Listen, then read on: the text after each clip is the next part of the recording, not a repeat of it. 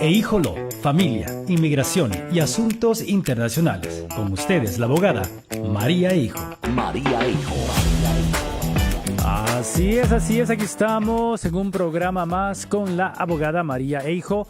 Hoy martes 11 de agosto. Abogada, buen día, ¿cómo está? Buen día, Oscar, ¿cómo estás? Muy bien, abogada, muy bien. Y le cuento que tenemos 2 preguntas el día de hoy.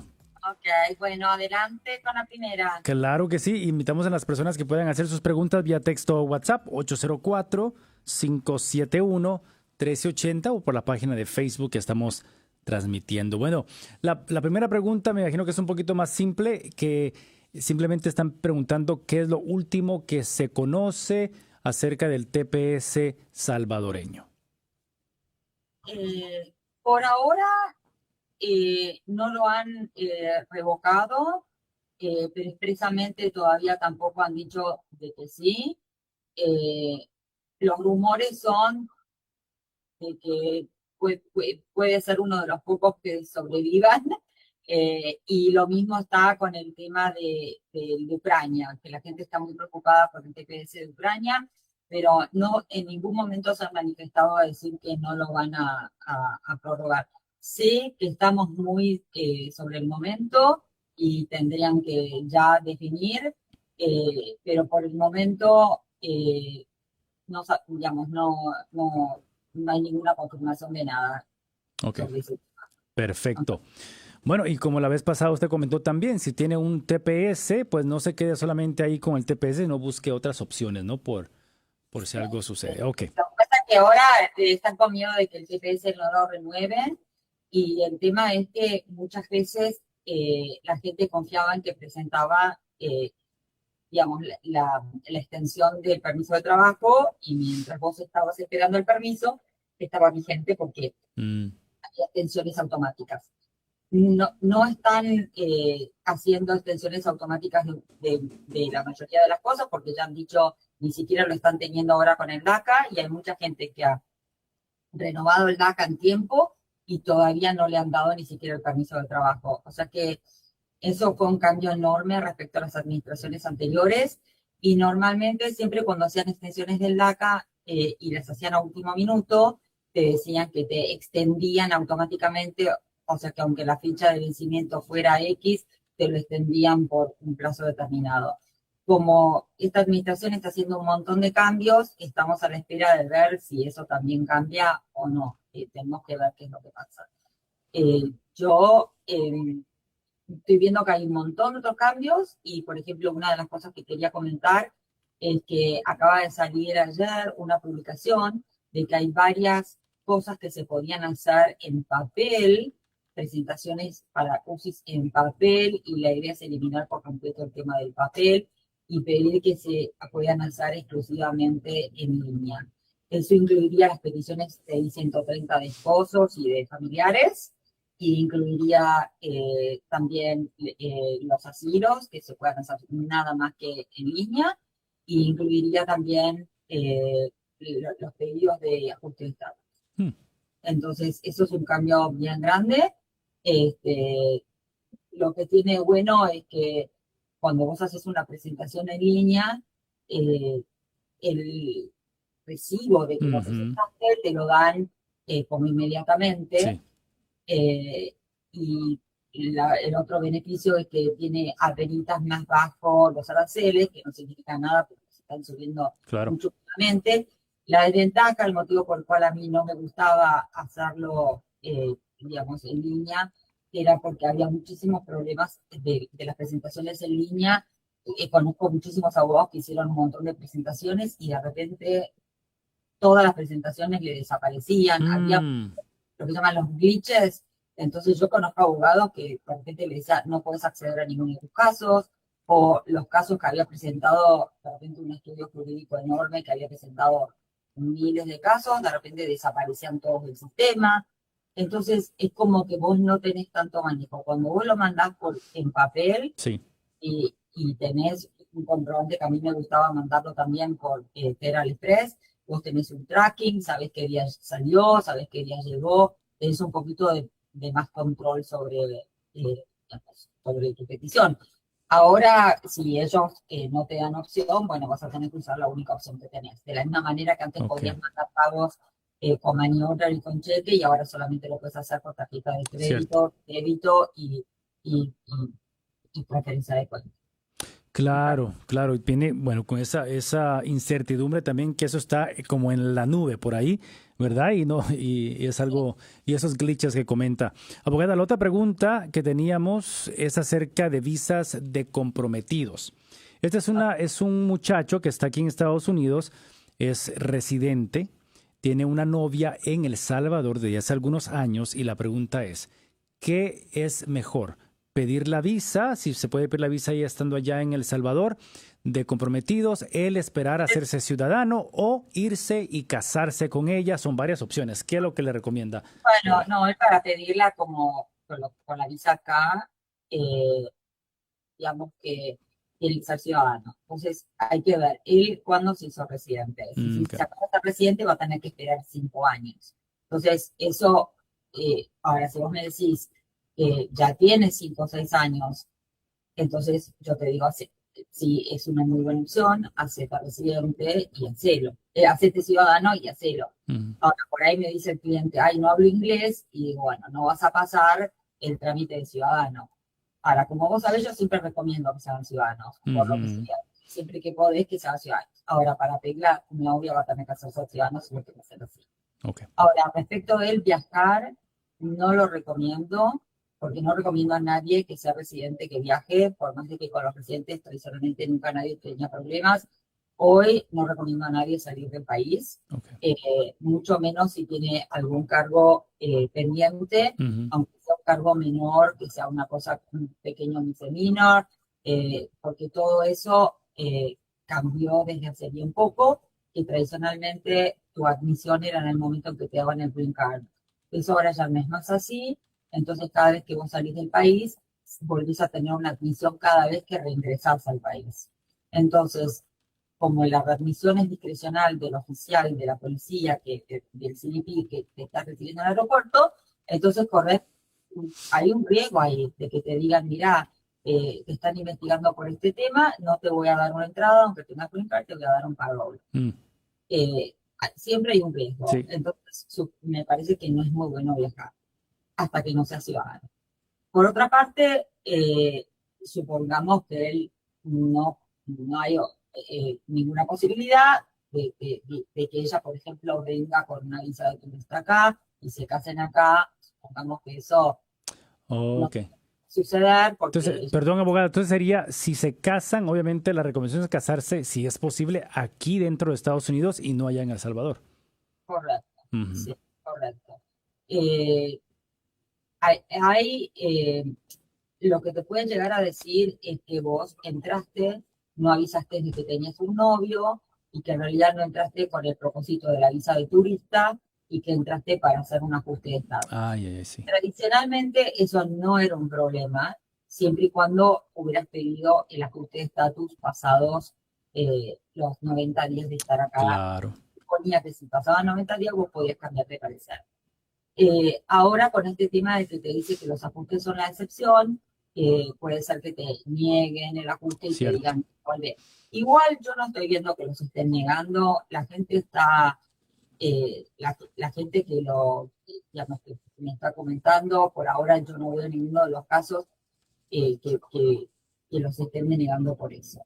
Pero es bueno Eh, saber el riesgo, porque sí, pero es algo obviamente, si viene, porque si viene de turista y se vino a casar, va a ser como, tanto pueden llegar a ujú, decirte que vos hiciste fraude, que entonces eso siempre existía, pero si pasaban tres sí. meses no era un problema. Ahora, con el tema de que dicen que es una excepción hacer el ajuste de estatus, cuando nunca fue así, porque siempre hubo más ajuste de estatus que gente que venía con los Hmm, procesos consulares, siempre yo recomiendo eso. Lo que pasa es que hay países que son muy difíciles conseguir visa de turista, sobre todo si vos sos una persona joven, y no tenés lo que ellos llaman ataduras al país, que no tenés un buen trabajo, que no tenés casa o bienes en el país, es bien raro que te den una visa de turista. ujú, Ahora, entonces, si él se hace ciudadano, suponete, ¿no? La pide a ella, como fiancé, va a tener que estar casados. Claro. Ahora, una de las cosas que él tiene que saber es que vos, y te lo digo porque yo he tenido varios hombres que se enamoran con mujeres a través del internet. Ujú. Entonces, yo esto lo aprendí ya hace unos años. Mm. eh, Me acuerdo que me sorprendí la primera vez y dije, esto tiene que no ser legal. Pero en Estados Unidos hay algunos estados que te permiten que vos te cases vía Zoom. Entonces, no me acuerdo si era, no me acuerdo, Iowa, no sé, un estado así, yo tendría que fijarme. Entonces, estos señores se habían casado con unas mujeres que eran de Filipinas. Ujú. Entonces, yo cuando lo primero que me dijo, le digo, mira, esto no va a funcionar porque hay un motivo, hay en la ley una cosa que dice que vos te tenés que haber visto físicamente con la persona, aunque sea una vez en los últimos 2 años. Mm. Entonces, si esta persona vos nunca la viste físicamente, ni en los últimos 2 años ni nunca, que era el caso este, no van a aprobarte no van a aprobarte la petición. Eh, bueno, por supuesto que intentó, se la negaron y después me volvió a ver y me dice, arreglámelo. Mm.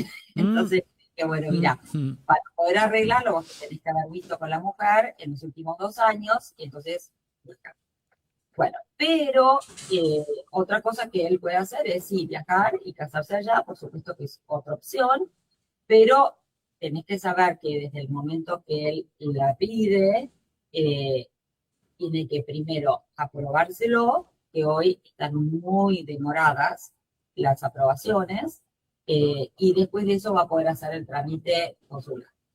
Eh, Más o menos, para que te des una idea, si vos tenés una petición familiar, eh, estando acá en Estados Unidos haciendo un ajuste, más o menos cuando es un familiar inmediato, por ahí tarda, no sé, 2 años, una cosa Mm. así, mínimamente.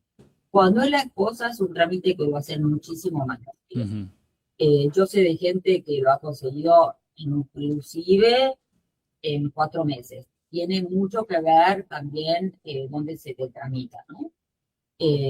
Pero obviamente que si no tenés, digamos, si no tenés opciones, la visa acá es una buena visa, pero él tendría que ser ciudadano, la pide, y es como pedir una esposa, es como que tenés que demostrar que es una relación de buena fe, tenés que demostrar todo eso. Y después, él tiene, del momento que ya llega, tiene 90 días para hacer realmente el casamiento acá, y después demostrar en USCIS que se han casado, y ahí después ella puede conseguir su green card, el ajuste este.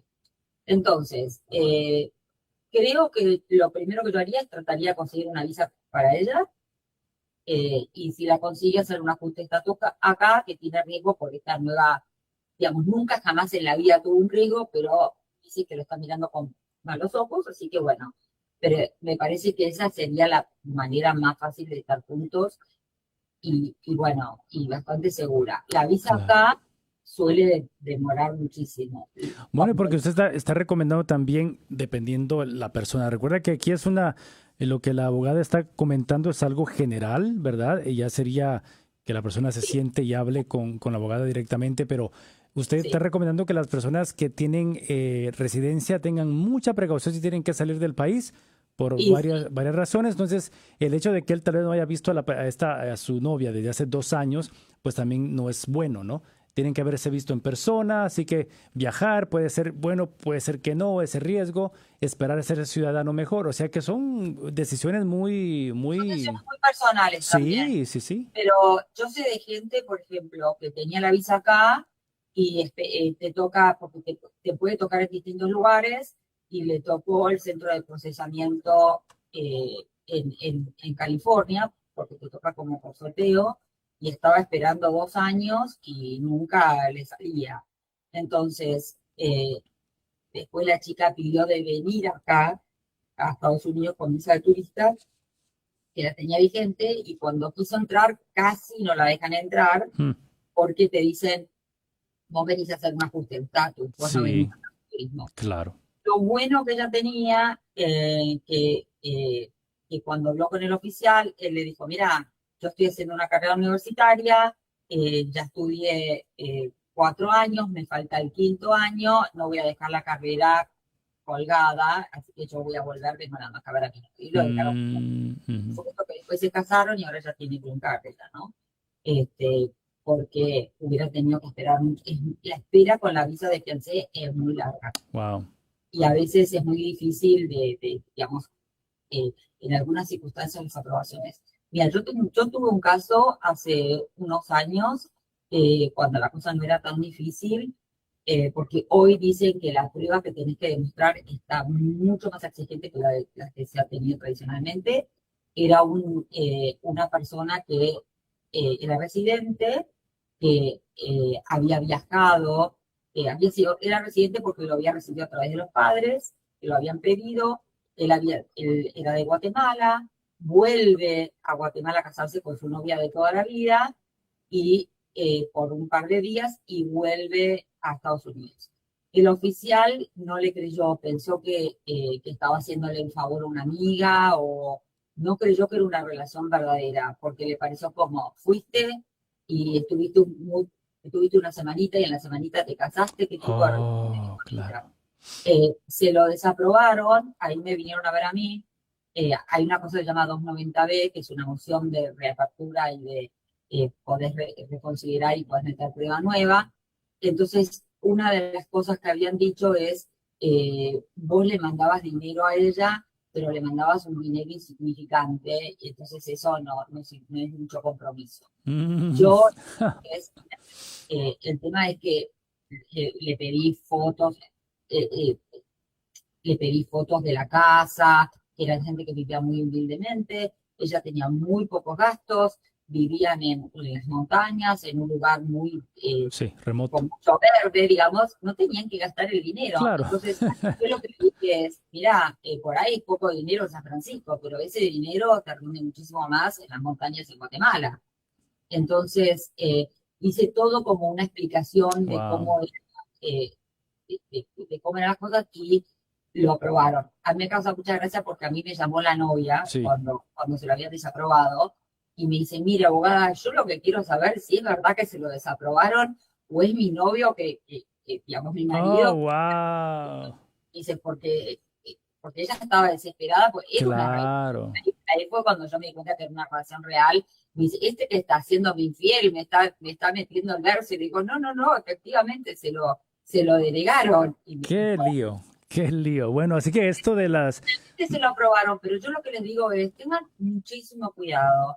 Hoy más que nunca tiene que tener más pruebas de las cosas y no se manden a hacer una petición con gente que no sabe, con paralegales que no, por ahí no tienen experiencia, porque las cosas han cambiado mucho y si te sale mal, digamos, el perjuicio de que no te salga es de repente una negativa.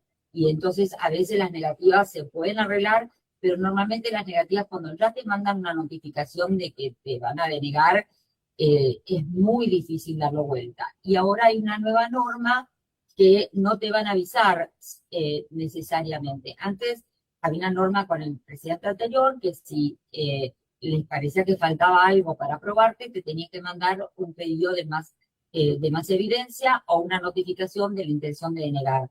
Hoy esta presidencia sacó ese requisito, entonces puede ser que de repente ellos piensan no es suficiente y ¡pum!, te lo deniegan. Entonces perdiste todos los aranceles, perdiste todos los meses de espera y tenés que volver a empezar. Hay que tener un buen cálculo para que llegue exactamente como ellos lo como quieren. ellos lo quieren. Entonces, hoy más que nunca tenés que ir con alguien experimentado. Okay. Bueno, abogada, ya vamos más de la mitad del programa. Muchísimas gracias a este tema. Creo que muchos están pensando, ¿verdad? Ya esto de casarse, traer ¿verdad? a sus novias, novios, pero no es algo que tienen que consultar con una abogada de inmigración para saber cuál es la mejor forma de hacer eso. Así que esperamos que la persona que hizo la pregunta pueda hacer esa cita. Abogada, ¿qué otros temas trae para nosotros el día de hoy? Bueno, temas son que están acelerando muchísimo el tema de las deportaciones. Entonces hay una nueva modalidad que se va a dar, que si vos entraste, por ejemplo, con legalmente, a veces puede ser un turista de Venezuela o lo que fuera, ingresa al país, tradicionalmente lo que hacías era, tenían llamado un asilo afirmativo. Primero te tenías que ir con USCIS y era un asilo con menos exigencia, era más fácil de conseguir. Y solamente si te iba mal, te referían a corte. Entonces, ahora dijeron, no, no vamos a hacer más esas entrevistas, los vamos a referir directamente a la Corte de Migración.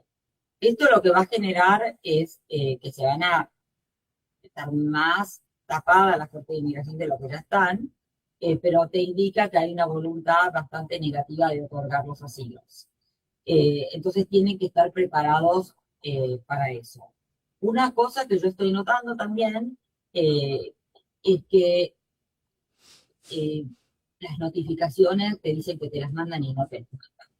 Entonces, muchas veces tenés que estar como mirando todo el tiempo a ver si te dieron una notificación de comparecencia a corte. Podés fijarte, aunque en línea o por teléfono, porque aunque vos tengas tu caso cerrado, hay una orden de este presidente de reabrir todos esos casos que están cerrados.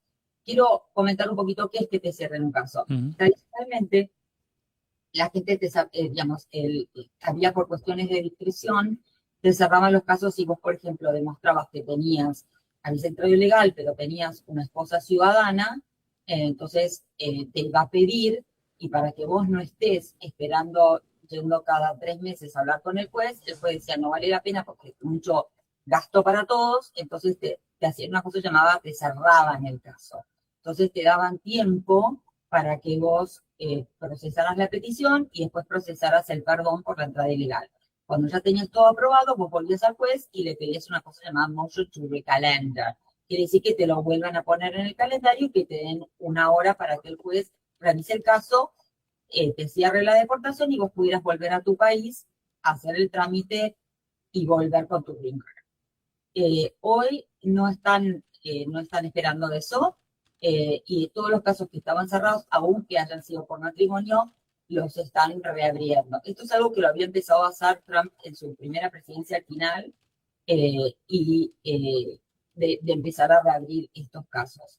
Es mucho más fácil reabrir un caso porque no está completamente terminado. Si vos en tu caso, por ejemplo, tenés una desestimación o una terminación, te tiene que volver a dar una notificación de comparecencia a corte. Pero en cambio, cuando está cerrado, lo único que tiene que hacer digamos, la administración es decir, ¡pum!, lo quiero abrir. Y lo reabre cuando quiere. Entonces, eso es lo que están haciendo. La gente que tiene casos cerrados, por favor, fíjense, porque después te dicen que te mandaron la notificación a corte, vos ni te enteras porque la notificación no te la están mandando, lo sé por muchos abogados. Entonces, vos no fuiste, esta parte del truquito, no fuiste a hacer supuesta audiencia, entonces te dieron una orden de deportación en ausencia. Y vos estás yendo tranquilo a tu trabajo, que vos de repente tenías un permiso de trabajo, te frenan, tenés una orden de deportación, vos ni siquiera te enteraste, y de repente te meten en un avión y te mandan de vuelta a Guatemala, Honduras, Salvador, lo que fuera. Entonces, muchísimo cuidado con eso, y sepan que están abriendo los casos, y sepan que no están notificando. Ay, ok. Sí.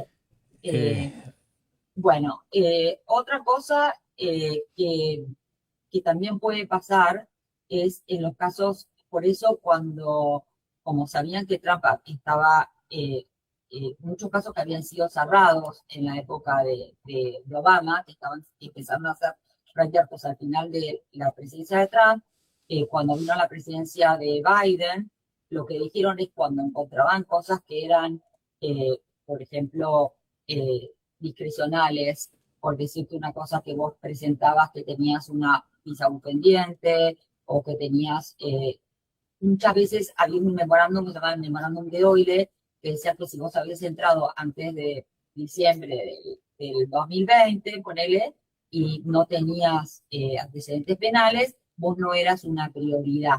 Entonces, como vos no eras una prioridad, también hacían cierres administrativos y trataban en la mayor cantidad posible de los casos, hacer lo que llamaban desestimaciones o hacer terminaciones, porque esos casos no son tan fácilmente reabribles. Yo me acuerdo que cuando esto sucedió, mucha gente se quejaba y decía, ay, no, prefiero lo que se hacía antiguamente, que era el cierre porque eso te permitía conservar el permiso de trabajo. Yo le decía, ojo, que nunca sabés cuándo cambia la presidencia y cuándo, porque te lo pueden reabrir. Y mucha gente estaba enojada con el abogado porque le daban la terminación y no le daban cierre que le permitía conseguir el permiso de trabajo. Hoy, Okay. si le dieron la terminación, están mejor porque por lo menos no se los reabren y le dan la orden de deportación. Está bien, no tienen un estatus, pero tampoco tienen la orden de deportación. El problema de la orden de deportación es que hay ahora una empresa de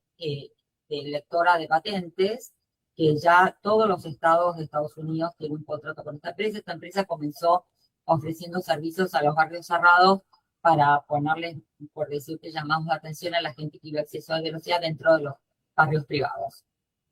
Esta empresa, de repente la empezaron a contactar distintos, de repente los estados, digamos, los counties. Okay. Bueno, y ahora es la empresa más grande y tiene prácticamente el monopolio de todo el país de lectura de patentes. Y tienen dos opciones, porque tienen también las policías, el State Trooper, todos contratan a esta empresa. Y las dos opciones que ofrecen son, te puedo ofrecer el servicio local o te meto en esta base de datos a nivel nacional. Entonces, ¿qué pasa? La mayoría prefirieron estar en la base de datos a nivel nacional. Entonces, cuando vos tenés una orden de deportación, estos tienen un acuerdo con el DMV, tienen un acuerdo con el IRS. Hoy hay 1000 acuerdos que no existían antes y hay mucha colaboración. Entonces, de repente, el DMV les da el número de tu patente, ven que vos tenés una orden de deportación, lo combinan y entonces, donde encuentran tu patente, le avisan a la policía y por eso van y te frenan el auto. Ok, entonces esto sería el license plates o las placas, ¿verdad? O las patentes, ok. Las placas del carro. Es esas cámaras que le llaman flock cameras que están ahora... Exactamente, las flock cameras, exactamente. Es un tema que ha ido a la justicia porque mucha gente dice, bueno, perfecto, vos estás revisando y estás mirando. Somos Radio Poder. Somos Radio Poder. Adelante, abogada, perdón. Otra gente, estás mirando de repente estás mirando las patentes de repente para buscar a alguien que tiene una orden de remoción o de repente un potencial delito, pero también es el Estado vigilante que está mirando a todos los ciudadanos americanos. Entonces hubo presentaciones diciendo, esto es un Estado policial, me está mirando a donde yo estoy. Entonces, las cortes han dicho, bueno, no, todavía no es un Estado policial porque no hay suficiente cantidad de estas cámaras como para decir que es un Estado policial.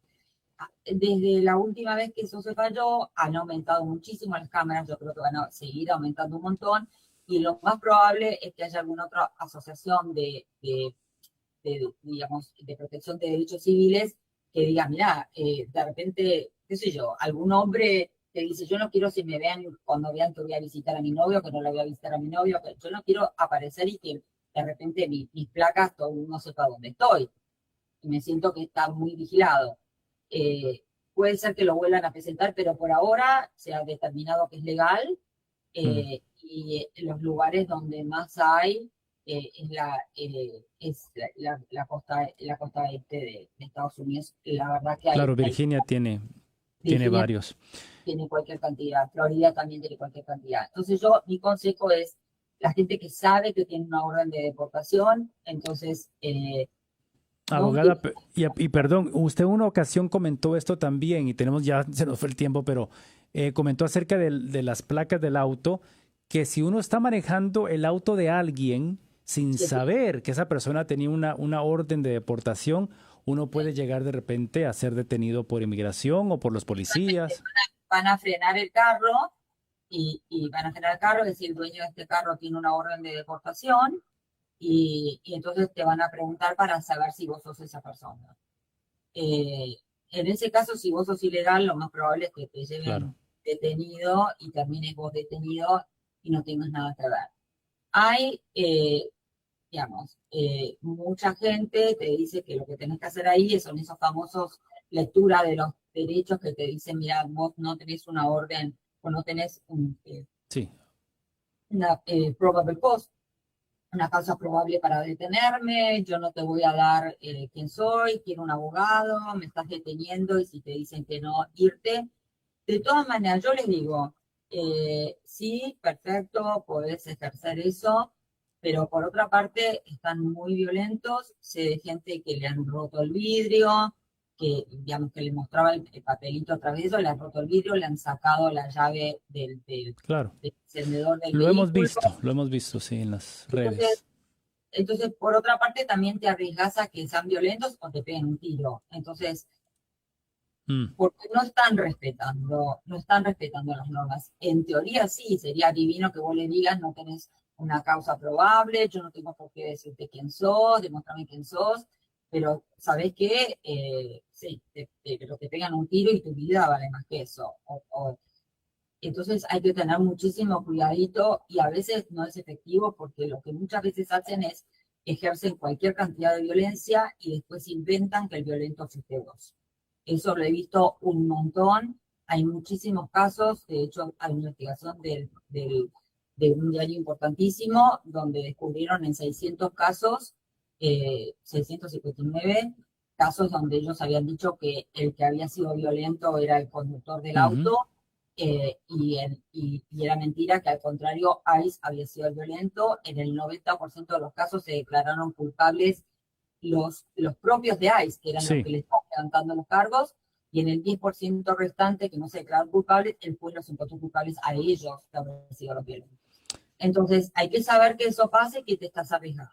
Claro, que el porcentaje es mucho más alto en contra del inmigrante en estos tiempos. Abogada, muchas gracias. Tenemos más temas que platicar, pero la abogada estará con nosotros el viernes, si Dios permite, a las 11 de la mañana, porque también le quería preguntar acerca de que supuestamente ahora los oficiales estarán usando cámaras también, pero bueno, hay varios temas ahí, abogada. Sí, hay un montón de temas para hablar, no nos alcanza la media hora. Bueno. Sí, muchos temas. Gracias, abogada. Bendiciones. El viernes. Bye bye. AHO Law, residencia y ciudadanía, asilos y defensa de deportación, peticiones familiares, visas laborales y de inversión, Visa U, visa de estudiante y juicios para acelerar trámites de inmigración atrasados. También cubriendo la ley familiar y asuntos internacionales. Para citas, 804-292-9690. 292-9690. 804-292-9690.